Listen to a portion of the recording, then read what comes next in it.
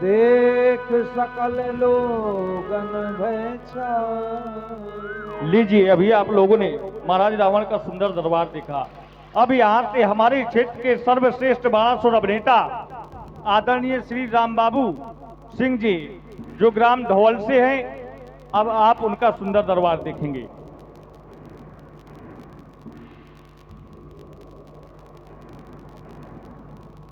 ओम नमः शिवाय। ओम नमः शिवाय। ओम नमः शिवाय। ओम त्र्यंबकं यजामहे सुगंधिं पुष्टिवर्धनम् उर्वारुकमिव बन्धनात् मृत्योर्मोक्षीयमामृतः। जय जय जय शिव शंकर, जय जय जय अखिलेश्वर, जय जय जय भूतेश्वर,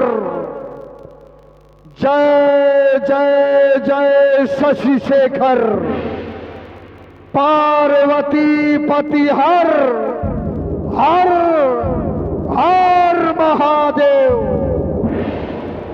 हे भूत भावन भगवान शंकर, आज आपका यह दास आपके चरणों में अपना ध्यान समर्पित कर रहा था, लेकिन अचानक आपकी समाधि से ये ध्यान विलग होने का कारण क्या है शिवाकांत? ये मेरे कर्ण कोहरे में सावधान सावधान सावधान शब्द की प्रवृत्ति करने वाला कौन? आज ये मेरा मन मानस उस मृत्यु लोक की ओर खिंचा चला जा रहा है शिवाकांत, जिसे मेरे पिता बलि ने दान में दे दिया था। तो क्या उस पावन वसुंधरा में फिर किसी पापी पाखंडी का अत्याचार, दुराचार या पापाचार आज अपनी चरम सीमा पर है शिवाकांत? यदि ऐसा नहीं तो क्या ये मेरी प्यासी खड़क फिर किसी पापी पाखंडी के रक्त को चाटने के लिए ललायत हो रही है?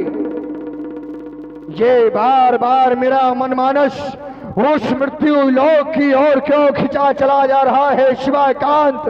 ये कौन कर रहा त्रहास?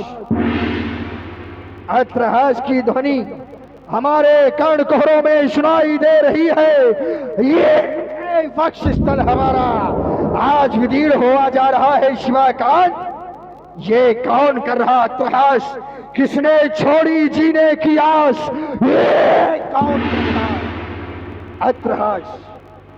या आदि शक्ति ने शक्ति छोड़ी, या फिर ये वाहन उनका गुर्राया, या फिर शिव ने नेत्र तीसरा खोला, या पड़ गया प्रभंजन का मंद प्रकाश। ये कौन कर रहा त्रहास? ये कौन कर रहा त्रहास? हे भोलेनाथ, हे भोलेनाथ, विदित कराओ ये तूफान उठी आंधी, ये पत्ते के समडोल उठी क्यों? ये मेरी अचल समाधि, ये समाधि भंग होने का कारण क्या है? ये जागो शब्द की प्रवृत्ति करने वाला कौन?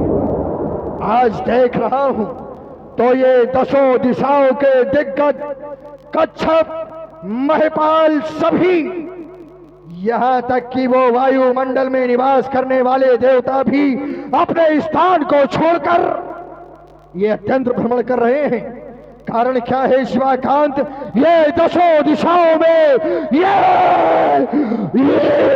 उठने वाला भूचाल आज मेरे हृदय में अशांति पैदा कर रहा है शिवाकांत। बस विचार कर रहा हूं, क्या हमें कोई युद्ध के लिए ललकार रहा है? कदाप नहीं, युद्ध के लिए ललकारना होता तो आज हमारे महल पर लगी हुई वह श्वेत ध्वजा अचानक ही झुक जाती। शिवाकांत, आपका दिया हुआ वह ध्वज आज भी गर्वीली आन बान शान से ये हमारे महल पर फहरा रहा है। फिर कारण क्या है? कारण ज्ञात करावे शिवाकांत। आज हृदय में बड़ी अशांति हो रही है, हृदय में बड़ी अशांति हो रही है शिवाकांत, कारण ज्ञात करावे। ओम नमः शिवाय, ओम नमः शिवाय। कारण बड़ा ही दिव्य है, क्रोध करना ही व्यर्थ था। वो जन्मी जाकर दिव्य धारा में पावन परम पुनीता, हर्षित होकर नपति जनक ने रचो स्वयंवर सीता। राजा जनक ने अपनी पुत्री सीता का स्वयंवर रखा है और स्वयंवर में देश देशांतर के राजा महिपाल आए हैं। क्यों नहीं? राजा जनक एक ज्ञानी राजा है और उस भगवान शंकर के पावन आयुध के माध्यम से राजा जनक उस परमात्मा की खोज करना चाहता है। दिव्य कार्य है, हृदय से साधवाद है राजा जनक को। लेकिन ये कौन, ये आकाश मंडल से जाने वाला कौन? पुष्पक विमान? तो क्या लंका का राजा रावण? अवश्य, क्योंकि राजा जनक ने सीता स्वयंवर को एक नाम यज्ञ का भी दिया है और जहां पर यज्ञ होता है वहां पर निशाचर पहुंचते हैं, मुनियों को दुख प्रदान करते हैं, मुनियों को सताते हैं। ये तो स्वभाव से ही दुष्ट है। तो क्या मिथिला जाएगा? यदि मिथिला जाएगा तो अवश्य ही ये मनमानी कर दिखलाएगा।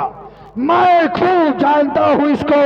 अरे जिस जगह आज ये जाएगा, मत में मत वाला रावण है, वो सब मनमानी कर दिखलाएगा। लेकिन हो जा सावधान, सावधान। जब तक ये पाताल निवासी जिंदा है तू मनमानी ना करने पाएगा। बस करो प्रस्थान मिथिला को, यही आज्ञा पुरारी की। न मेटूंगा कभी भी सुआयस उस गंधधारी की। चलना चाहिए मिथिला की ओर, नहीं ये पापी पाखंडी जाकर वहां पर अत्याचार मचाएगा, कन्या के कार्य में विरोध उत्पन्न करेगा। चलना चाहिए। पुनः आपका ध्यान स्मरण करता हूं शिवाकांत, मुझे मिथिला पहुंचाएं, मिथिला पहुंचाएं। ओम नमः शिवाय, ओम नमः शिवाय। बम विश्वनाथ।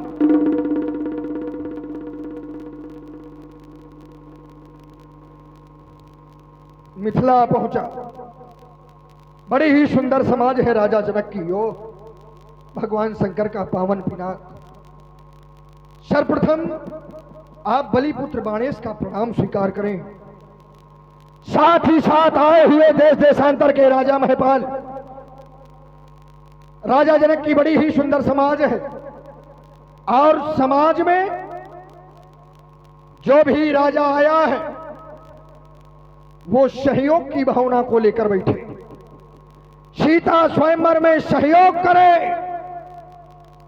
धर्म का कार्य है, धर्म के कार्य में सहयोग करना चाहिए, विरोध नहीं। तो सभी लोग ऐसे शुभ पावन पुनीत कार्य में सहयोग की भावना को लेकर बैठे, विरोध करने की चेष्टा ना करें, अन्यथा बाणासुर आ गया है। सावधान, सावधान।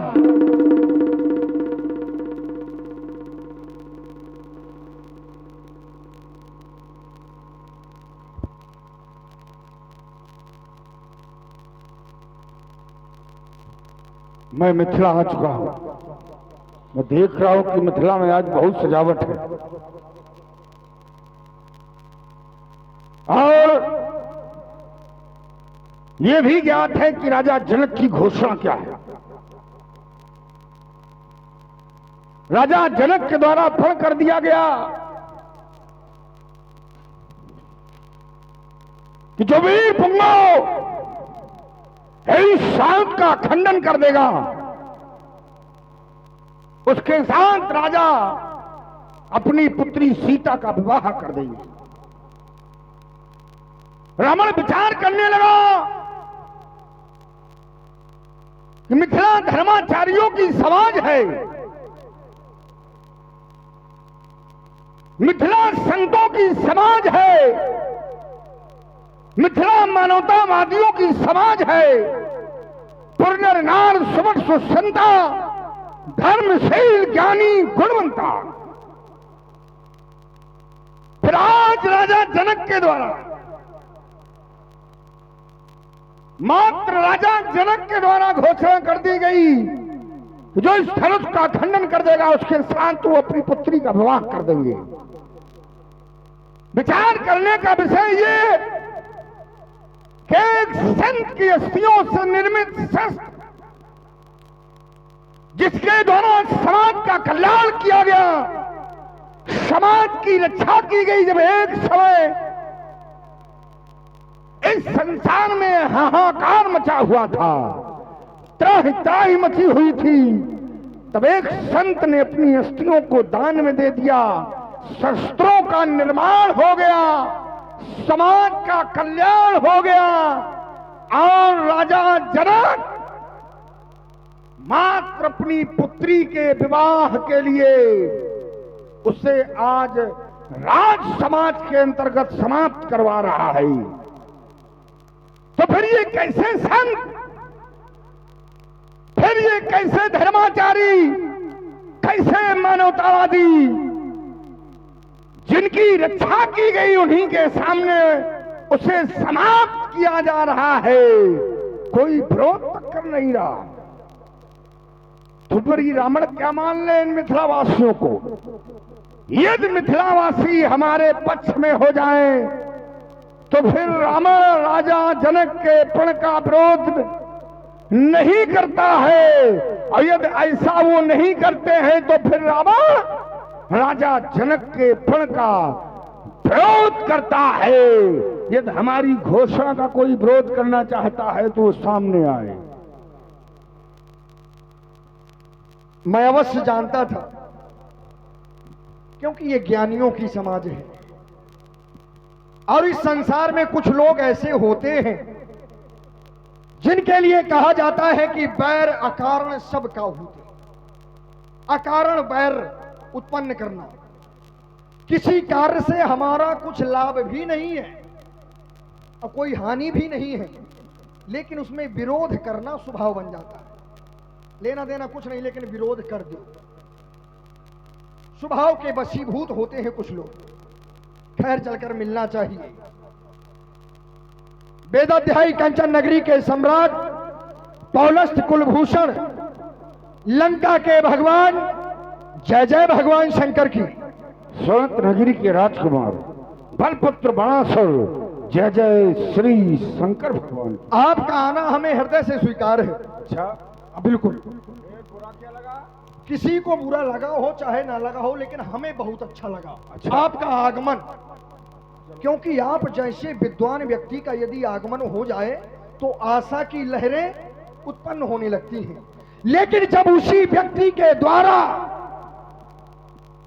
संचालित कार्य में विघ्न उत्पन्न किया जाता है तो हृदय में कष्ट होने लगता है, दुख पहुंचता है कि आखिर ये व्यक्ति ऐसा कर क्यों रहा है।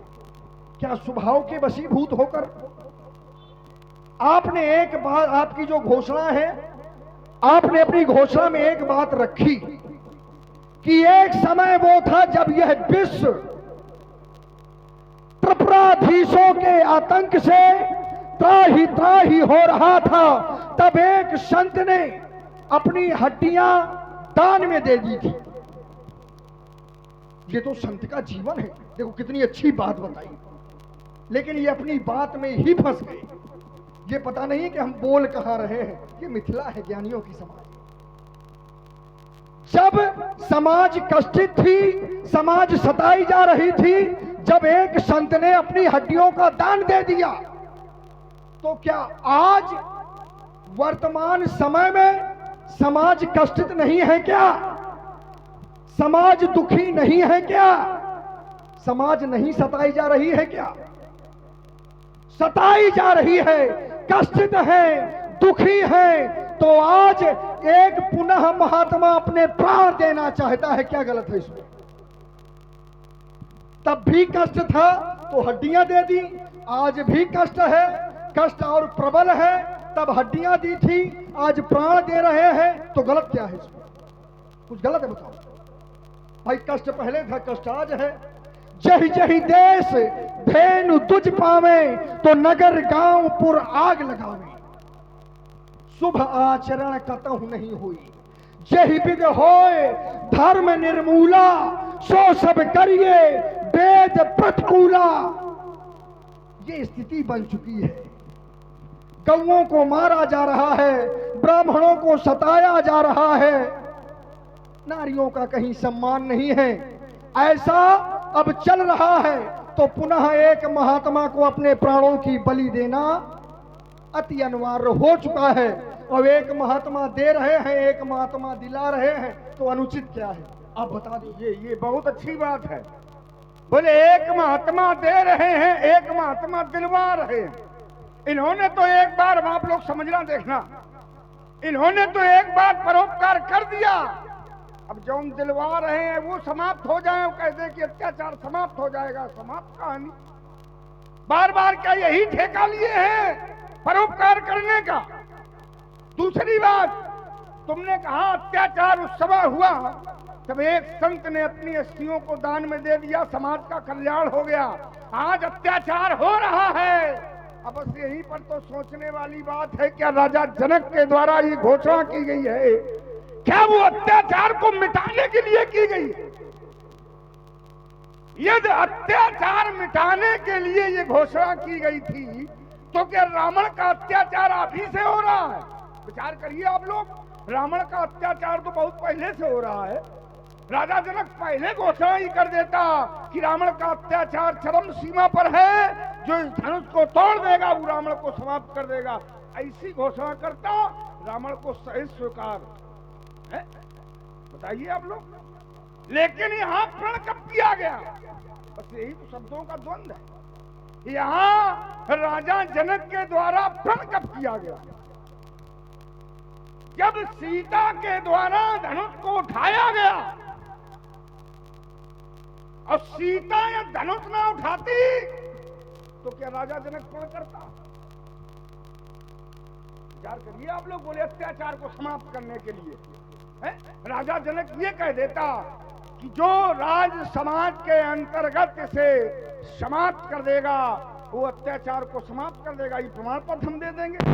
लेकिन ना, यहाँ पर जो धनुष को तोड़ेगा उसके साथ पुत्री का विवाह किया जाएगा।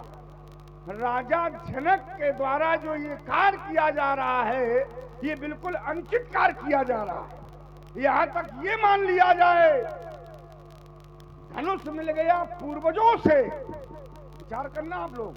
धनुष मिल गया पूर्वजों से, अब पुत्री मिल गई धरा से। अब राजा जनक का कुछ नहीं जा रहा, दोनों को लगा दिया था। राजा जनक के द्वारा दोनों को दांव पे लगा दिया गया। यदि अब एक बात विचार करने की फिर है, ये कोई साधारण धनुष नहीं है, इसे कोई हिला तक नहीं सकता है। और राजा जनक ने प्रण कर दिया है। अब यदि प्रण पूर्ण ना हुआ तो राजा जनक क्या अपनी पुत्री को जीवन भर अविवाहित रखेगा?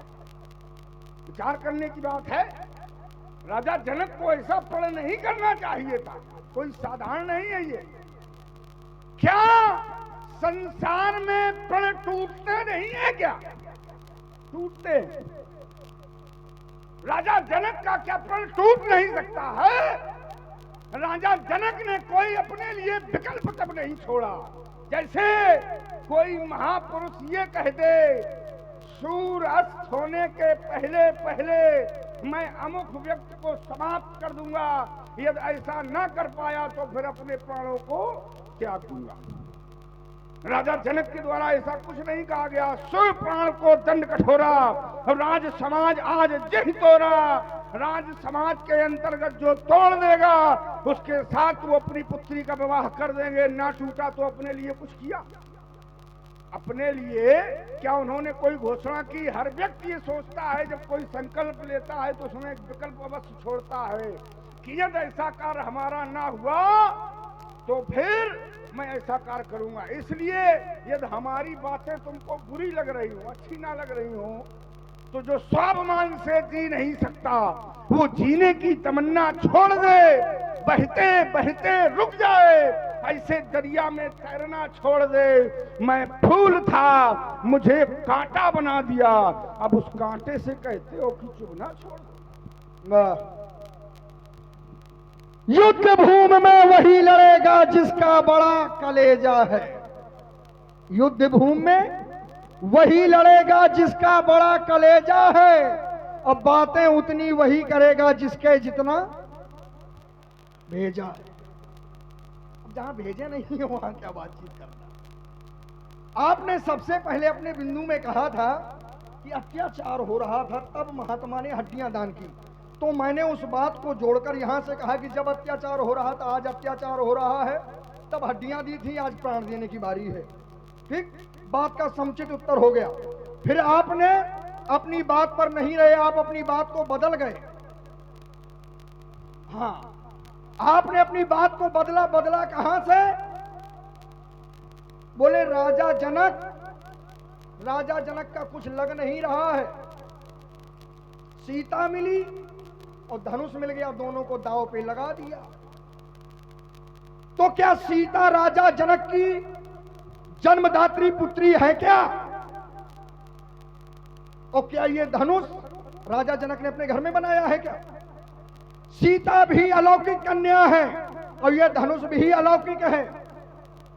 और जब धनुष अलौकिक, सीता अलौकिक, तो क्या कोई तोड़ने वाला साधारण राजा होगा क्या? अरे ये बात तो कोई बहुत छोटी बुद्धि वाला भी व्यक्ति जान जाएगा। आपकी तो बात बहुत दूर की है। जब दोनों अलौकिक हैं तो क्या तोड़ने वाला कोई साधारण होगा क्या? फिर रही बात इस धनुष की, तो महाशय ये धनुष है दिव्य। इस धनुष की चिंता करने की आवश्यकता आपको नहीं है, कहीं से नहीं है। यदि ये धनुष राजा जनक के पास रखा गया है तो अवश्य ही राजा जनक को इस योग्य माना गया है, क्योंकि इस समय त्रिभुवन का सम्राट कौन? आप। और जब ये त्रिभुवन की धरोहर है, विश्व की धरोहर है, विश्व की रक्षा हुई, तो इसे कहां रहना चाहिए? विश्व के सम्राट के पास कि राजा जनक के पास? ज्ञानी लोग यहां पर बैठे। जब ये त्रिभुवन की रक्षा करने वाला है, त्रिभुवन की धरोहर है, तो किसके पास होना चाहिए? त्रिभुवन के सम्राट के पास कि राजा जनक के पास? त्रिभुवन के सम्राट के पास होना चाहिए। नहीं है, राजा जनक के पास है। और राजा जनक को कोई हल्के में लिए हो क्या? राजा जनक कौन है ये सुनो। जा सुज्ञान रवि भाव निशिनासा। राजा जनक इस संसार में प्रचंड ज्ञान को रखने वाला है, ब्रह्म ज्ञान को जानने वाला है।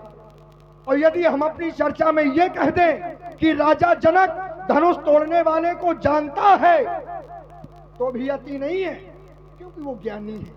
और जो नहीं जानते वो आपकी तरह हड़बड़ाते घूम रहे इधर उधर। देखिए, बहुत अच्छी वार्तालाप की, हम साथ बात देते हैं, लेकिन जहां हमारा बिंदु चल रहा था वहां पर प्रकाश डालने का प्रयास करते तो और आनंद आ जाता। हमने ये कहा था कि क्या राजा जनक ने घोषणा अत्याचार को समाप्त करने के लिए की? ना, राजा जनक ने घोषणा तब की जब सीता के द्वारा धनुष को उठाया गया। वही मैंने पहले कहा था कि यदि सीता धनुष को ना उठाती तो राजा जनक अभिप्रण नहीं करता। दूसरी बात, बोले ये धनुष दिव्य है, सीता भी अलौकिक है, दिव्य है। अब यहाँ पर देखिए, राजा जनक भी विद्वान है। अब यहीं पर राजा जनक के द्वारा थोड़ी सी चूक कर दी गई। जब राजा जनक ये जानता है कि धनुष दिव्य है, सीता दिव्य है, तो फिर राजा जनक को घोषणा क्या करनी चाहिए, आप लोग बताइए। जब राजा जनक ये जानता है कि दोनों दिव्य है, तो राजा जनक को साधारण राजाओं को नहीं बुलाना चाहिए था। अब सुनेंगे एक क्षण, साधारण राजाओं के लिए घोषणा भी नहीं करनी चाहिए थी। सुनो, सकल महिपाल जब दिव्य हैं तो दिव्य को बुलाना चाहिए था। अब दूसरी बात, एक और मैंने बात कही थी कि यदि ये प्रण ना टूटा, ये प्रण ना पूर्ण हुआ तो राजा जनक ने अपने लिए कोई विकल्प तक नहीं छोड़ा है कि हम आगे चल के ऐसा कर देंगे। कोई भी राजा जनक के द्वारा विकल्प नहीं किया गया, धनुष टूटे अथवा ना टूटे। बोले तुम क्यों पक्ष ले रहे हो? हम तो ये कहते हैं कल टूटता हो तो आज टूट जाए, हम तो यही सोचते हैं। लेकिन ये मिथिलावासी अपने आप को संत कहना बंद कर दें। वही मैंने घोषणा में कहा था, संत बैठे हैं और संत की अस्थियों से निर्मित शस्त्र को समाप्त किया जा रहा है, तो कैसे संत, कैसे मानवतावादी, कैसे धर्माचारी, कैसे तिलकधारी हैं? सब हमको लगता का आसाराम वाले हैं का? नहीं, तुम्हारी तरह यहाँ पर एक भी नहीं है। अच्छा, केवल एक है तो उपद्रव मचाए। सुनो, आपने अपनी बात को दोबारा कहा कि राजा जनक ने इस धनुष पर कोई अपना निज स्वार्थ नहीं लगाया। वहां से एक बात बताएं, जब और ध्यान दें, आप हैं जयेंद्र पाल, रामलीला कमेटी, आपकी ओर से सुंदर रामोड़ 1200 संवाद पर 50 रुपए मुद्रा प्रदान हुए। बहुत बहुत साधुवाद। जब अत्याचार बढ़ रहा था और कह रहे हैं कि जब सीता ने उठाया धनुष को तब राजा जनक ने प्रण कर दिया, तो ये भी एक सिद्धांत है। देखिए, हम ज्यादा नहीं बोलते बल्कि थोड़ी में उत्तर। ये एक सिद्धांत है कि कन्या वरो दुगुणे, कन्या से वर को दुगना होना चाहिए। तो सीता ने उठाया है, जो तोड़ देगा वो दुगना हो गया। ठीक, हाँ बिल्कुल भाई मेरा बिंदु यहाँ पर नहीं है कि कन्या से वर श्रेष्ठ होना चाहिए। नहीं, आपने ये कहा। एक क्षण, बहुत साधारण है, घबराओ बिल्कुल बढ़ाने वाली बात है। भाई समस्या ये है कि हम बहुत शांति से संवाद करते हैं, शांति से सुनाते हैं, सभी को सुनाते हैं। हमारा बिंदु ये नहीं था कि कन्या से वर श्रेष्ठ होना चाहिए है? ये बिंदु मैंने नहीं दिया था भाई। ये तो निश्चित है कि कन्या से वर श्रेष्ठ होना चाहिए, और विशेषताएं भी होती हैं विवाह की। ये हम बता दें तुमको, विशेषताएं ये होती हैं कि जिस कन्या का विवाह होता है, अब आप लोग, ये समाज के लिए है, कन्या का जब विवाह होता है तो कन्या मात्र ये सोचती है कि जिसके साथ मेरा विवाह हो तो केवल सुंदर हो, और उसे किसी से तात्पर्य नहीं होता। दूसरी बात, जो उसकी माता होती है कन्या की, वो हमेशा ये सोचती है कि जहां हमारी पुत्री जाए वहां धन बहुत हो। बताना अगर हम गलत कह रहे हो। गलत? एक क्षण ना, पूरी बात सुनो। अगर प्रमाण से बताएं तो मानना। तो प्रमाण है, प्रमाण है ये बिल्कुल। अब देखिए, जब पूरी बातें सुन लोगे सब समझ में आ जाएगा। अब पिता क्या सोचता है? पिता ये सोचता है कि जिसके साथ हमारी कन्या का विवाह हो वो वर सुशील, सज्जन, गुणवान होना चाहिए। ये पिता हमेशा यही सोचता है। अच्छा, अब वारी आई तीसरी, जो परिवार के लोग होते हैं, परिवार के लोग ये सोचते हैं, ये पता लगाते हैं कि अगले व्यक्ति ने जहां पर पुत्री का विवाह किया है उसका कुल कैसा है, उसके वंश में कोई दाग तो नहीं लगा। ये परिवार के लोग देखते हैं और उन्हें कोई मतलब नहीं होती। और 5वें नंबर के कौन होते हैं? पुत्री चाहे जैसी हो, वर चाहे जैसा हो, रिश्तेदार चाहे जैसे हो, उन्हें केवल इससे मतलब है, भोजन लाओ और चाहे कुछ हो। ये 5 विशेषताएं होती हैं। यही मैं कह रहा हूं कि राजा जनक के द्वारा घोषणा तभी की गई जब सीता के द्वारा धनुष को उठाया गया। अब सुन लो, सीता धनुष को ना उठाती तो राजा जनक प्रण नहीं करता। अच्छा, ये विशेषता किसको आप बता रहे हो? क्या ये वास्तव में सही है? मतलब जो मनाएगा वही बताओगे? ये तो हमने समाज के लिए कहा था। अच्छा, अगर समाज का एक क्षण अब मैं समाज के लिए बता रहा हूँ कि कन्या क्या चाहती है। अब सुनो तुम, तो अपना अपना मत है। नहीं, अपना अपना मत नहीं, बिल्कुल चोट पे चोट। अच्छा, समाज का कोई व्यक्ति हाथ उठा के ये कह दे कि मैंने ये 5 विशेषताएं अगर गलत बताई, नहीं, ये आपने अपनी बुद्धि के अनुसार सही बताई हैं, लेकिन ये शास्त्र क्या कहता है इसको तो भी तो देखो। जब सब साधारण कन्या नहीं, इधर सुनो, साधारण कन्या नहीं, इन सांसारिक कन्याओं की बात नहीं करता मैं। वो कन्या जिसे संसार मानता है। सप्त ऋषि पहुंचे कहां? पार्वती जी के पास। और क्या बता रहे हैं कि शिव शंकर अवगुण भवन, विष्णु सकल गुण धाम।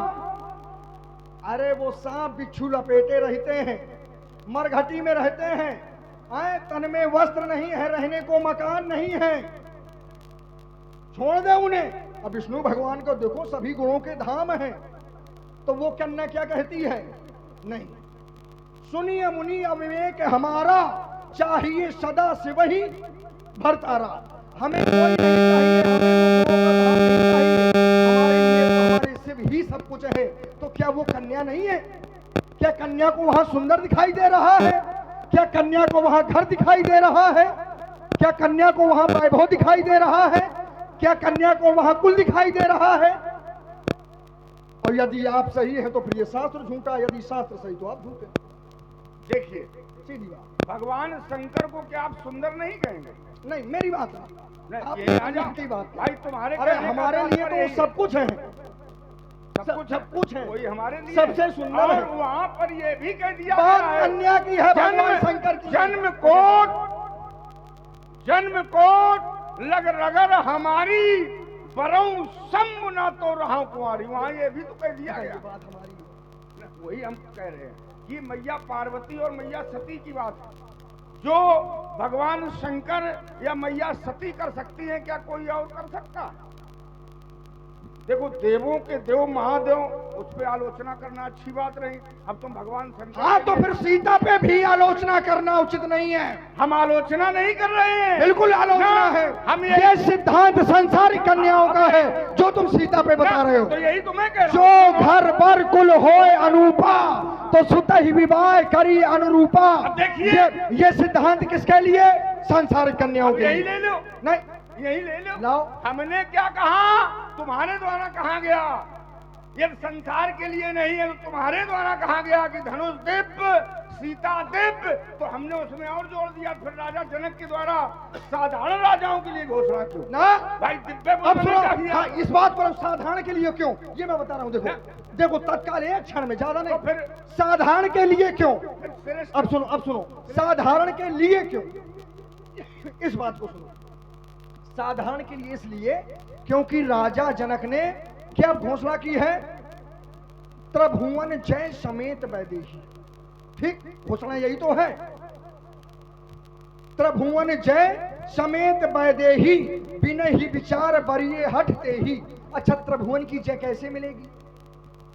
यदि एक कक्षा में 20 विद्यार्थी बैठे हैं तो परीक्षा का अवसर सभी को देना पड़ेगा कि केवल एक को?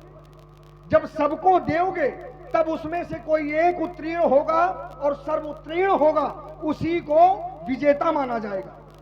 और यदि 19 को कुछ किया ही ना जाए, केवल एक को परीक्षा में बिठा के कह दिया जाए तुम ही सब कुछ हो, कैसे माना जाएगा? तो ये प्रण है त्रिभुवन जय। तो यहां सभी दीपों के राजा आए हैं, और जब सभी अपना अपना करेंगे और कुछ नहीं कर पाएंगे, और जो कर पाएगा उसी को तो मिलेगी त्रिभुवन की जय। कैसे मिल जाएगी? क्या इसलिए अब यही तो मैं कह रहा हूँ। क्या समस्या तो यहीं पर उत्पन्न हो रही है। और वही मैंने एक बात जोड़ी थी, उस पर कोई भी प्रकाश नहीं डाला गया कि राजा जनक के द्वारा जो ये प्रण किया गया है, जरूरी नहीं है कि प्रण पूर्ण ही हो जाए।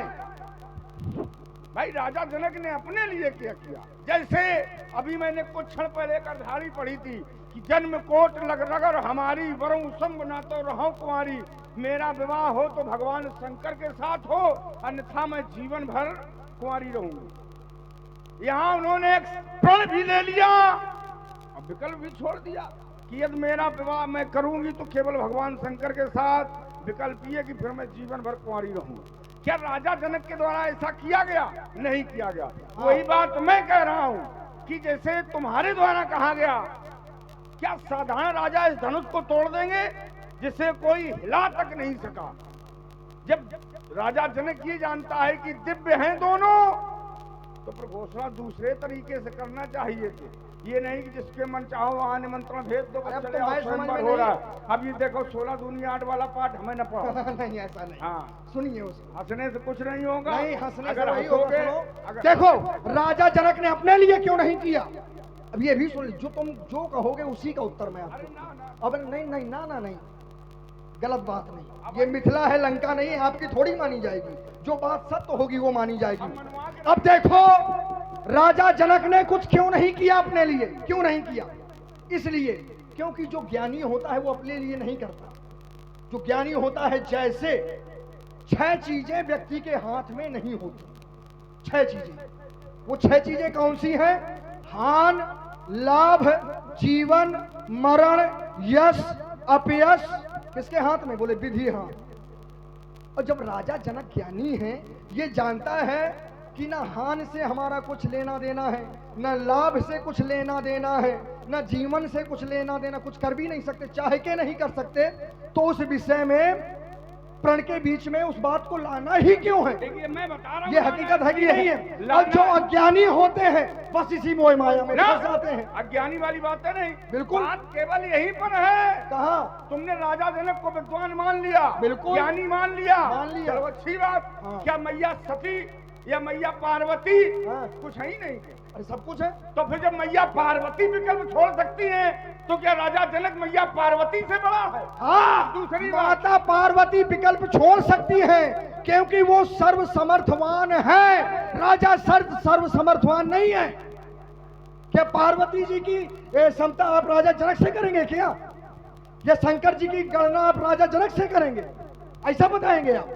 यही तो मैं कह रहा हूँ। भाई क्षमता भी तो अब यही देखिए। केवल समझने का फेर है, समझने का फेर भाई ये जो है। परमात्मा करना, करे- एक बात सुन, मैं तुलना नहीं कर रहा हूँ, मैं ये कह रहा हूँ, यदि शिक्षक है कोई, और शिक्षक जब कोई अच्छे कार्य करेगा तभी तो विद्यार्थी करेगा, या माता या पिता जब अच्छे कार्य करेंगे तो पुत्र या उसकी संतान जो है वो भी अच्छे कार्य करेगा। हैं?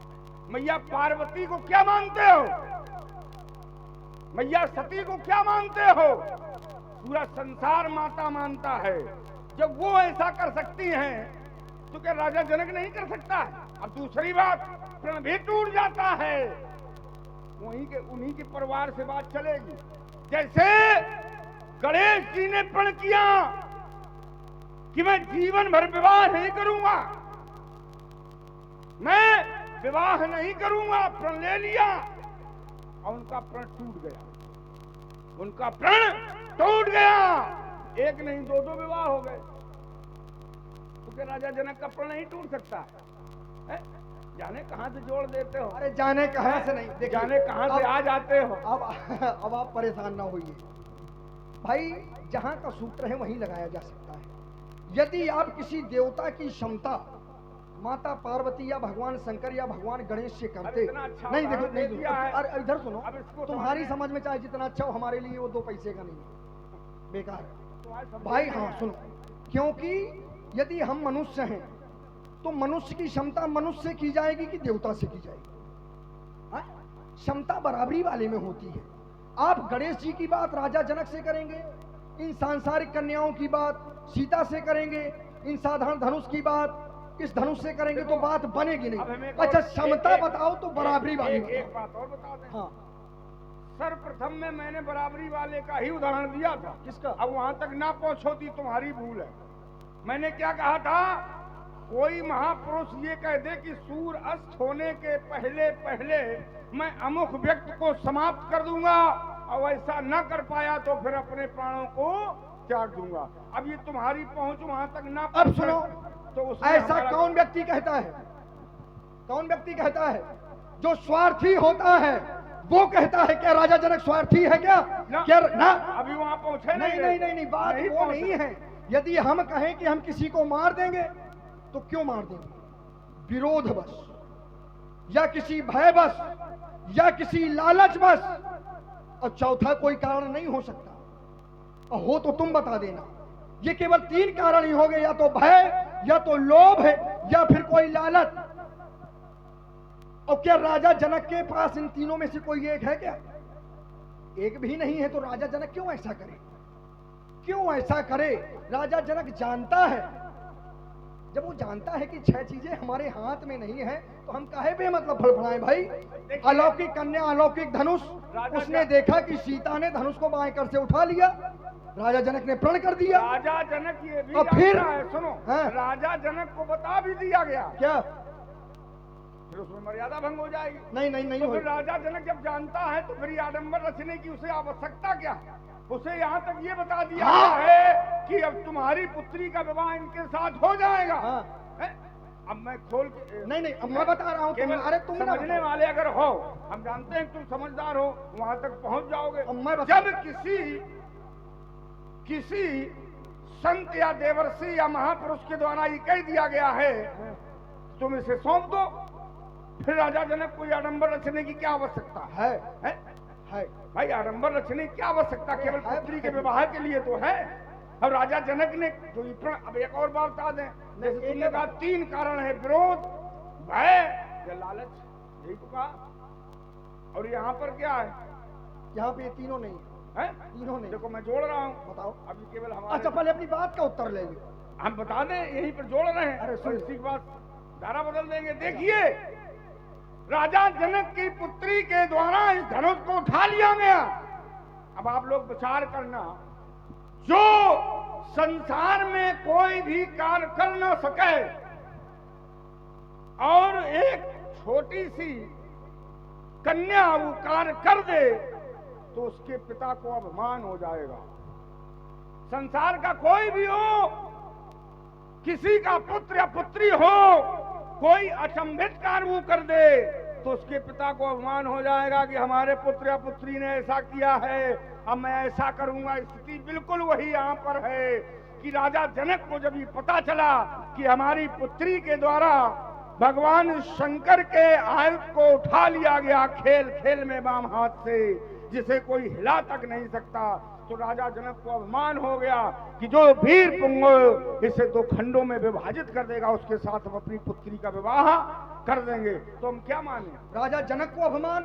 अरे राम राम, बताओ कि राजा जनक को अभिमान। अब सुनो इधर, तुम कह रहे थे कि राजा जनक जब जानते हैं तो मानते काहे नहीं है। उसका एक कारण है, ये आडंबर जिसको तुम आडंबर कह रहे हो ना, तुम्हारी दृष्टि में आडंबर होगा, हमारे लिए तो धर्म का कार्य है। जिसे आप आडंबर कह रहे हैं वो करने की आवश्यकता है। क्यों? क्योंकि जो ज्ञानी होते हैं, प्रमाण सहित मैं आपको बता रहा हूं, हाँ, जो ज्ञानी होते हैं वो जान लेते हैं, मानते नहीं हैं। जैसे एक ज्ञानी इस ग्रंथ में मिले, कौन? बोले महामुनि विश्वामित्र जी, जिनके लिए कहा जाता है विश्वामित्र महामुनि ज्ञानी। ज्ञानी है? अच्छा अब देखिए, जब ज्ञानी है तो जाना है लेकिन माना नहीं है। कहां पर? तब मुनिबर मन कीन विचारा, प्रभु अवतरे वो हरण महिमारा। ये क्या हुआ? जानना। जान लिया कि भगवान का अवतार हो गया, धरती का भार अब नष्ट हो जाएगा, ठीक, ये जान लिया, लेकिन माना नहीं। माना कब? बोले तब प्रभु निज नाथै चीन्ही, अब विद्या निधि कहूं विद्या दीन्ही। ठीक, जब उन्होंने कुछ किया, क्या किया? बोले एक ही बाण प्राण हर लीना दीन जान प्रभु। ठीक, जाना कब था? अपने आश्रम में ले आए, साथ में रखे रहे, स्वीकार नहीं किया। जानते थे लेकिन स्वीकार नहीं किया। और जब ऐसा कृत्य कर दिया गया तो सब कुछ मान लिया। विद्या निधि कहूं विद्या दीन्ही। तो ये ज्ञानियों का क्रम है, आप थोड़ी समझ पाएंगे। तो ये आडंबर करने की आवश्यकता है कि नहीं? अच्छा बताओ, है? ये कर्म क्षेत्र है भाई, कहां चक्कर में पड़े हो? चक्कर काटोगे, हम बता रहे हैं, रात भर कटाएंगे तुम तो चक्कर में पड़ोगे। चलो फिर जैसी आपकी इच्छा। ये आज धनुष कर्षण होगा, यदि नहीं धनुष कर्षण होगा तो फिर ये चमचम चमकेगी चंद्रहास और ये बाणों का वर्षण होगा। ये आज धनुष कर्षण होगा, यदि नहीं धनुष कर्षण होगा तो ये लोठों के लग जाए ढेर और ये रवचंडी का नर्तन होगा। ये आज धनुष कर्षण होगा।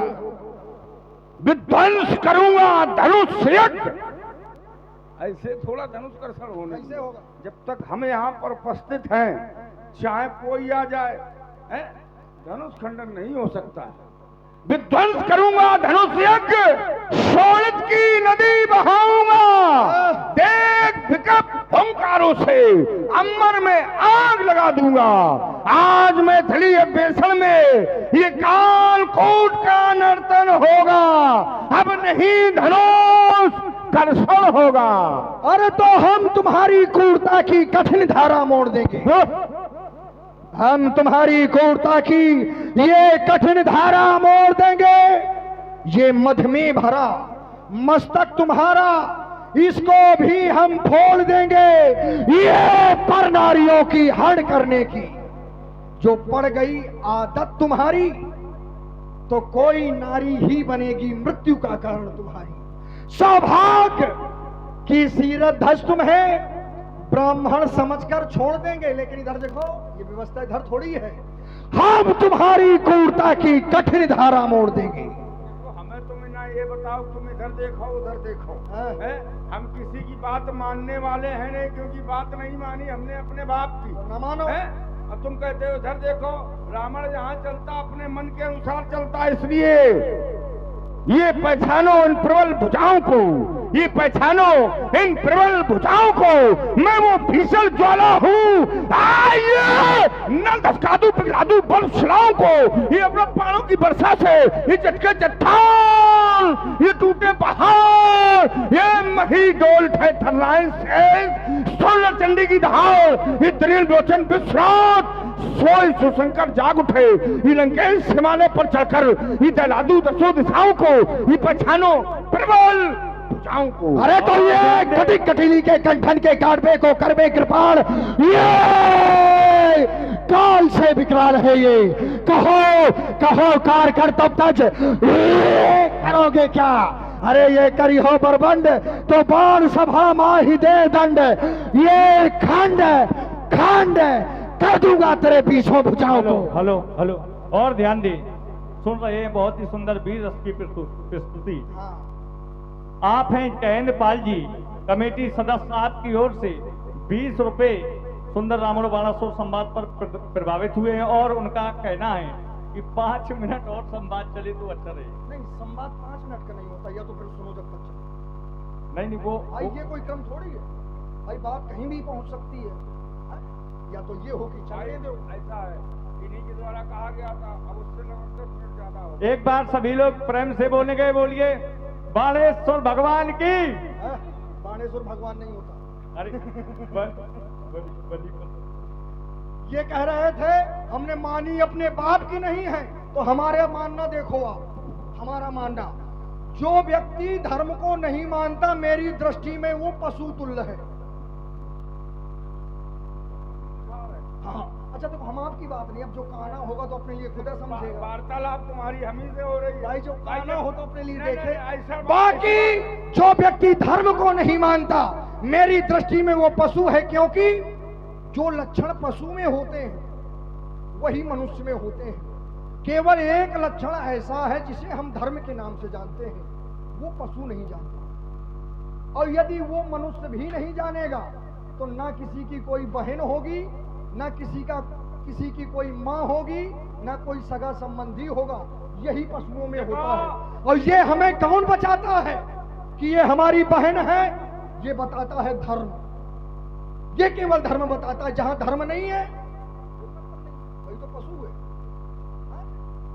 पशु तुम चाहे जितना धर्म करो, हमें चाहे तुम पापी कहो, चाहे धर्मी कहो, चाहे अत्याचारी कहो, और चाहे आतंकवादी कहो, हम सब स्वीकारते हैं। भाई हम तो हैं उपजे जदप प्लस कुल पावन अमल अनूप, तदम महीसुर श्राप बस भय सकल नाथ रूप। सुनो तो इस समय श्राप का दोष नहीं है। बड़बड़ाओ ना, श्राप का नहीं, तो फिर इसको फाड़ के फेंक दो। इसका किसको? जो अरे अब हमारी सुनो, अरे तुम्हारी क्यों सुने भाई? जो तुम कहोगे तो क्या तुम्हारी वही बात मान ली जाए? जो हकीकत हो। अभी हमने क्या कहा था, फिर हम वही कह रहे हैं। ये मत सोचो कि जो हम कहें वही हम मानेंगे। नहीं, जो अच्छा जो जब हम कहें तो बोलो, नहीं, हम कहें जब बोलो, हाँ। और जो हम कहें चुप तो फिर चुप। अरे तुम्हारी मानी तो इसलिए मानी जाने तुम्हारी कितने लंका में आए, नहीं गई, मिथिला में कौन मानेगा भाई? जाने कितने आए घोर घवंडी काले, हाँ। जाने कितने आए घोर घवंडी काले, अब बाल भी वाका मेरा कर न सके जब पड़े हमारे पाले। मैं शंकर का परम भक्त, हो सकता कभी हताश रही ये औरत बना जो भी मेरा, ले इसका दूसरी सांस रही। ये किस्मैया ने जन्मा न हर, ये मुझसे टकराने वाला।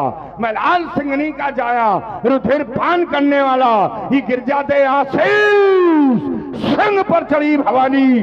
धन के शीत ने भी जांचे फटवानी, रखा नहीं विश्व में मैंने आंख उठाने वाला। किस मैया ने जन्माना हर, मुझसे टकराने वाला। कह रहा है आज तक किसी ने बाल बांका नहीं कर पाया। अच्छा मैंने सुना है वो गलत है क्या? बल जीतन के गये पताला तो शिशुन बांध राखिस है साला, खेले बालक मारे जाई तो दया लाग बलि दीन छुड़ाई। अच्छा वो कौन है फिर? तुम ही हो?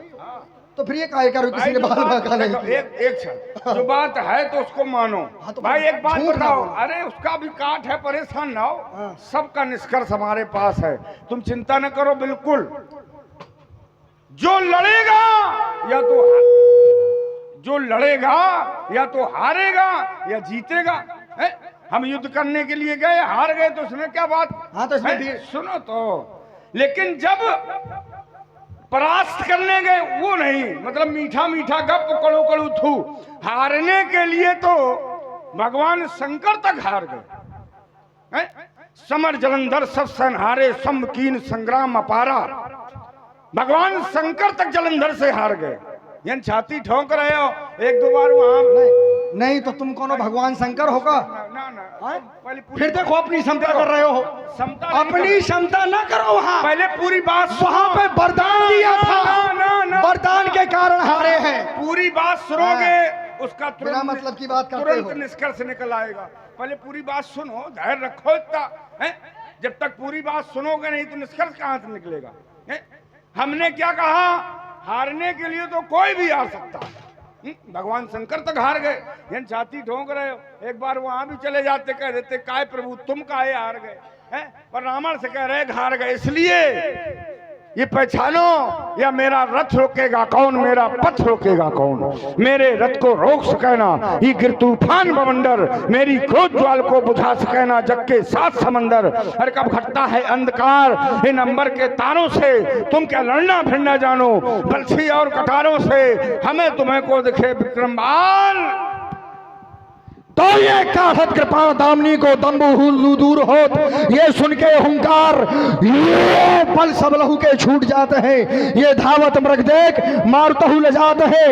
ये कौन वीर गिर पर ग्रीस गिरजापति बताते हैं। हाँ तो बस एक बार सभी लोग बड़ी प्रेम के साथ भगवान शंकर के नाम की जय घोष करें। बोलिए श्री शंकर भगवान की। अब इससे कोई ना डरना, ये कुछ नहीं करेंगे, बेमतलब है। हम हाथ उठवाएंगे, तुम परेशान न हो, तुम्हारे बदले हम उठवा दें। हैं? मैं किसने यहाँ पर आया था? बाणासुर की वार्तालाप में अपना समय नष्ट कर दिया। मैं यहाँ पर आया था, तड़का का मानने वाला भी ऋषि मिथिला की ओर आया है, सुबाहु को जलाने वाला भी मिथिला की ओर आया है, मारीच को समुद्र पार फेंकने वाला मिथिला की ओर आया। यहाँ पर दिखाई नहीं पड़ा। यहाँ के सेवक को उस तक हमारी सूचना पहुँचा देना, उसका और हमारा मिलन अब सीधे रणभूमि में होगा। तो एक बार सभी लोग प्रेम से बोलो भगवान शंकर की। सभी लोग हाथ उठाओ, गलती ना किया करो। है भाई अब तो जयकारा बुला रहे, अगर हम अपना जयकारा बुलाएं तब तो बात अलग, भगवान शंकर का जयकारा बुला रहे हैं। अब व्यक्ति को गलती नहीं करनी चाहिए, और गलती यदि करे तो उसे सुधार कर लेना चाहिए। तभी तो कहा गया करे